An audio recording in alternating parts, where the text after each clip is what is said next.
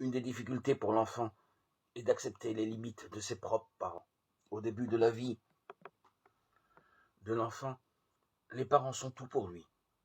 Ils sont Dieu. Toute la vie passe par eux.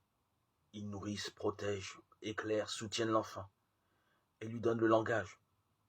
Puis, il y a les déceptions. La communion et les cœurs sont blessés, brisés par des antagonismes, des luttes et des colères. L'enfant ne se sent plus compris, devient agressif ou dépressif. Il se sent abandonné ou possédé.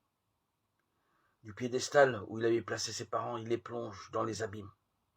À ce moment, l'enfant se trouve très seul et risque de se condamner lui-même. Parfois, il trouve un soutien auprès de ses frères et sœurs, de ses amis, d'une tante, d'un parrain, d'une marraine. Ce qui peut surtout l'aider à accueillir les défauts de ses parents, c'est une foi en Dieu qui lui donne conscience qu'au-delà de leurs défaillances, il y a une justice, un amour, une lumière de vérité, et qu'ils ne sont pas Dieu. Ils ne se sentent pas alors jugés par une loi suprême, celle des parents, celle de l'école ou de la société. La vie n'est pas une série d'obligations. Il ne faut pas faire ceci ou cela.